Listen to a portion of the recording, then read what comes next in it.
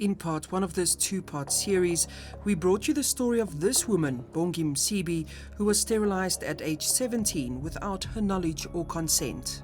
Doctors are known to be butcherers. It is known that the certain doctors, you go to theater and that doctor is the one butchering you. Oh, you better pray so hard because chances are you're not going to come back. Another woman's agonizing hours with her fully developed fetus dead inside her uterus. What is the emergency C-section if then I was kept so long on the bed, not attended, and then to take out the baby, that already there was no heartbeat. And the stigma that followed these women after their traumatic experiences. People who, in the township where we're staying, who would actually judge me and say, she's a scrap. She can't give birth anymore.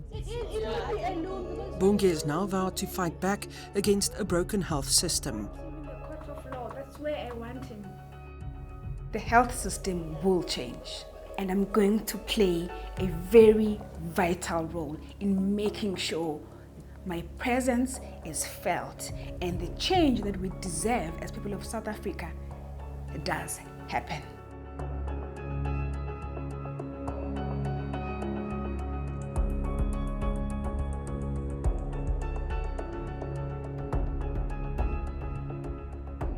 In part one of our story on the illegal sterilization of women, we brought you the story of Bunge Msibi, who was only 17 years old when she was pregnant and went to Chris Hani Baragwanath Hospital for the birth of her child. Despite a healthy pregnancy, Bunge was told at the last minute that a C-section will be performed on her. There was no complications during the birth, and Bunge had a healthy baby girl called Amanda. Years later, Bunge got engaged and wanted to have another baby. But after months of struggling to fall pregnant, she went to a fertility expert where she received shocking news. He asked me if I was okay. I said, yeah, I am okay, I think. And he put a glass of water next to me. And he said to me, I've got terrible news for you. And I thought he was going to say, oh, due to this and that and this and that, you can't conceive again, your infertility, something along those ways, your eggs, your tubes, something like that. I honestly did not suspect that it would be that I don't have a uterus.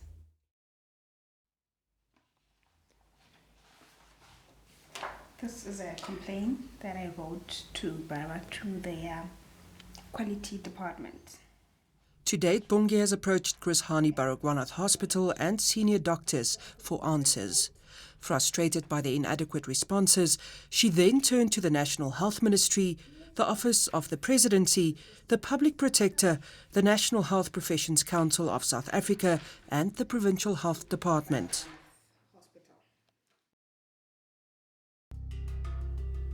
Today, Bunge remains skeptical about ever finding answers or seeing justice done in her matter. She turned to social media to tell her story. Soon, other women turned to her with similar stories. She decided to form a support group. It has become a norm. You don't want to know the shocking, horrifying stories that I hear from these people from the support group. Oh, it says lachis. You go to theater and you come back alive. You must know that you serve the Most High God, because those doctors there, they play God themselves. They decide what they want to do with people's lives. Your uterus was removed. You're not even strong enough. And then now what I know, okay, uterus. One of the women who joined Bunge's support group is Puleng. Tragedy struck early for this mother of one when her firstborn died at only 3 months old due to health complications. With her second pregnancy, Puleng gave birth to a healthy baby boy. I gave birth on 2014 to a baby boy. I'm the person who's suffering from BP when I'm pregnant. So I had a preeclampsia, so the doctors say. And then I gave birth with a C-section. So the baby was healthy, and then, I was okay. When Puleng was pregnant again a few years later, she discussed her concerns about her blood pressure early on with her obstetrician. I discussed everything with my gynae when I was on my first trimester, telling her my history about how it happened, and then I'm the person suffering from BP and all those things. And then I asked her if maybe I could give birth early so that to avoid those complications. And then she told me that no, there's no need for us to go to on a early delivery because we'll wait until there are complications. Concerned about her previous experience at a public hospital, Puleng joined a medical aid, hoping that her high-risk pregnancy can be treated better at a private facility. The waiting period for medical cover would have lapsed by the time of the baby's birth. But at 32 weeks pregnant, when she went for a routine checkup, she was told her blood pressure was too high and that she had to be admitted to a public hospital immediately. I was going to the checkups. Like usually, when you are pregnant, you're going for the checkup and sort of things. So I went for the checkup on that day. And then I was admitted then, and then I was referred to the government hospital because of the medical that was still on the waiting period. So when I got there, the BP was still high, and then they tried to maintain it, and then until I was fine, but then I was told to be kept on the hospital because I was not going to be discharged until I gave birth. 2 days later, things took a turn for the worst. It was early in the morning that I have pains, and then they came up with the scan to scan the heartbeat, and then that is where they realized that there was no heartbeat, and then already I was having internal bleeding. So they told me that they were going to take me to theater to perform emergency C-section. But I went to theater at around 3 in the afternoon. So can you imagine the hours that I was still on the bed, not going to theater? And then I was asking myself, what is the emergency C-section? If then I was kept so long on the bed, not attended, and then to take out the baby, that already there was no heartbeat. As if this tragedy was not big enough, she says the doctor also removed her uterus while delivering her stillborn baby without telling her about it. It's so sad, I don't want to lie, and it's so difficult. As young as I am, I was hoping that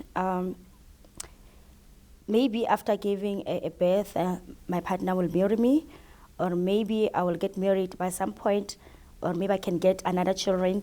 So unfortunately, none of that going to happen because now I'm single. Okay, I have a partner, but I'm not married. And then I don't know what is going to happen in future because I don't think there's a person who can want to marry somebody who can't bear your child. Now my friend is pregnant and we're about to plan a baby shower, but somehow deep down, it doesn't suit me well. I must be happy with her and then, but how? Because I know that they stole that thing for me, and then it was not my choice. So no one told me that they were going to take away the uterus. They just took it without my consent, and it's so sad.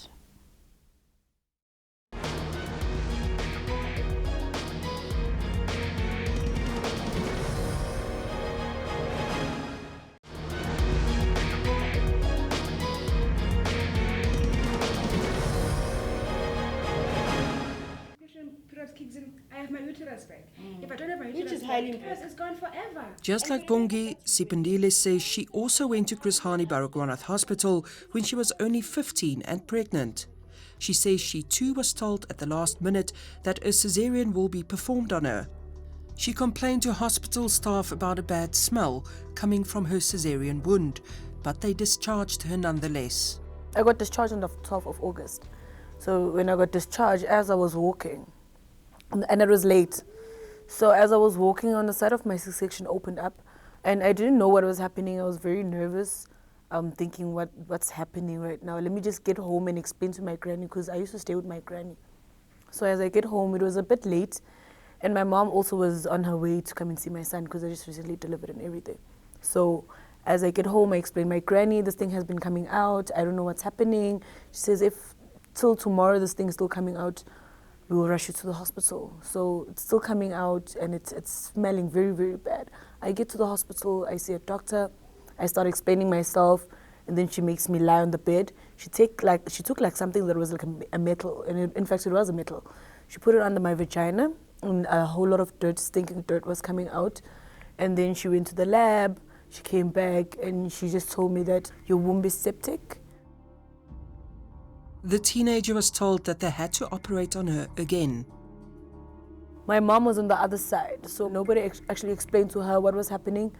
So they just gave her the form to sign with no explanation. She thought maybe they were cleaning me up, maybe there was something that is not okay, but they were cleaning me up. But Sipindile's nightmare was far from over. I do the operation, it's still not okay. They leave me open with my organs popping out for more than 8 hours. My family came, they were asking these guys, the doctors, what's happening? Why is she laying on the bed? Her organs are popping out, and you know, what's really happening? They said, no, there's an emergency, there's other emergencies that we have to actually worry about right now, but we will attend to her when the time is right. On her 16th birthday, Sipindile heard the startling news that her uterus had been removed. My family came through. When they came, they asked me, what did the doctor tell you? Because they know that my mom actually doesn't understand anything. And they went to go ask the doctors, what really happened? We don't understand what's happening. She's only 16. Today is her birthday. She's 16. You guys remove her womb. What really happened? She was discharged from this hospital. She had the smell. The next thing she comes back here, you're removing her womb. And nobody's actually explaining anything to us. Sipindile says after the trauma of her birth and subsequent sterilization, she had difficulty bonding with her infant son. After this whole thing happening, me and my son never actually bonded a lot. We never had that bond because I felt like he was the reason why my life is like this. I always blamed my son for everything. So when excuse me. I always blamed him. I always did. It was really hard for me. I was getting like people who, in the township where we're staying, who would actually judge me and say, she's a scrap. She can't give birth anymore. Nobody's going to take her. I had words like that. Thank you. When I feel like giving up, I always, there's always something that reminds me that there are people, that rely on me. I understand that not everyone has the courage, but most of all the strength to continue. There are days I don't want to wake up. There are days I don't want to face the world.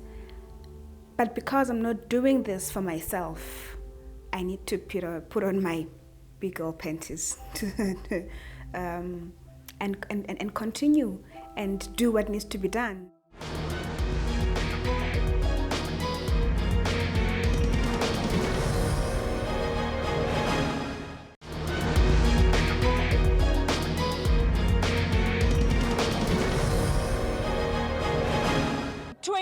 Years into our democracy, our mothers, our sisters, our girl children, our colleagues, our friends cannot be safe even in their own homes, their own work. In recent weeks, protesters have taken to the streets to highlight violence against women in South Africa.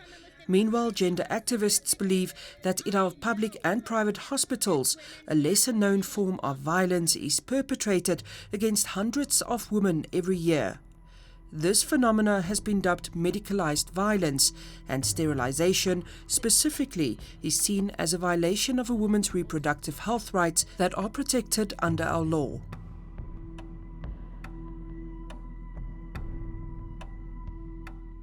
The health system is a very violent system, and so there are, doctors that will decide. Previously, if you had cervical cancer and you were HIV positive, it was decided in your best interest to do a hysterectomy because you were going to die of cervical cancer because the HIV weakened your immune system and your cancer spread. Now you're on ARV drugs and your cancer is not a risk and it won't spread as much. But certainly if you have a high blood pressure, if you've got particular, if you're diabetic or whatever, health providers might think it's in your best interests in a quite patronizing way and decide this needs to happen, otherwise you're going to die. You're going to have a heart attack if you get pregnant again, we're going to sterilize you. Not, let's sit down, look at who you are, do you have a sexual partner, what contraceptive options best choose, would suit you. Do you know about sterilization? Would sterilization be an option? Do you want to be sterilized, or do you think your partner might want to be sterilized? It actually is an interesting thing because it's much better for men to be sterilized. It's a lot less painful, invasive than for women. But this kind of level of sexual and reproductive health training is not part of the curriculum. The issue of illegal sterilization is a global problem, and it affects specifically marginalized women worldwide. But the exact number of women affected in South Africa remains unknown. In part one of this program, we highlighted the growing known incidence of specifically HIV-positive women who had been illegally sterilized. A study by the Medical Research Council of South Africa determined that at least 7% of all HIV-positive women had been illegally sterilized in the country. Since the broadcast of part one of our program last week, 5 more women have come forward to share their stories of how they were sterilized without their knowledge or consent. It's not a question of do I think the list will grow. The list is growing. There's a lady that lost 4 children in one hospital, the very same Slaghuis I mentioned previously. How do you lose 4 kids in one hospital and no one is doing anything about that? Justice must be served on this situation. I know I'm not the only one. It's just that people are afraid to speak. Like myself, I was afraid to speak at the beginning because I was afraid that I'm going to be judged. But now I think it's time for me to fight for myself because no one will. In recent months, the Women's Legal Centre submitted a report to the United Nations Special Rapporteur on Violence Against Women to be included in its report to the UN General Assembly later this month. In the report, the violence and mistreatment of women during reproductive health care in South Africa is highlighted. The report points to incidents of coercive or unconsented medical procedures, including the illegal sterilization of women. And it highlights the legal framework that very specifically guides how informed consent for these procedures should be sought. Activists in the reproductive health sector believe entrenched patriarchal values inform many of these malpractices. Of course we live in a patriarchal society, but they're gay patriarchs, they're women patriarchs. I think that what we need is training for all folks, whatever their gender, in relation to what sexual and reproductive justice is. And I was heartened by the new Minister of Health's briefing in the NHI for women, and he actually read from his script a definition of reproductive justice, which is about fertility control, which is about the right of women to choose to have children or to choose not to have children. And I think this is his opportunity to get behind that and to provide leadership for the new NHI that is underscored by reproductive justice. And so maybe as a male Minister of Health, he can lead and say, this is a travesty and we need to do something about it. You mentioned girls, so I'm assuming. In part one of our program, we highlighted Bunge's plight to be heard by the health authorities. Here she's seen by a fellow activist during a sit-in protest at the Gauteng Health MEC's office, demanding a meeting with health officials. It's day 3 of the sit-in. I am tired, as you can see, but Aluta continue. Not causing any trouble. We're just sitting here and they are feeling our presence, you know. So We yeah. just In a written response to questions by Special Assignment, the Health MEC's office states that it has referred Bunge to the Health Ombudsman and that it remains committed to assist her. But in recent email correspondence between health officials and Bunge, therapy and counselling services that Bunge had demanded for members of her support group and was then offered under the previous MEC was withdrawn. But after pushback from Bunge, it was reinstated again.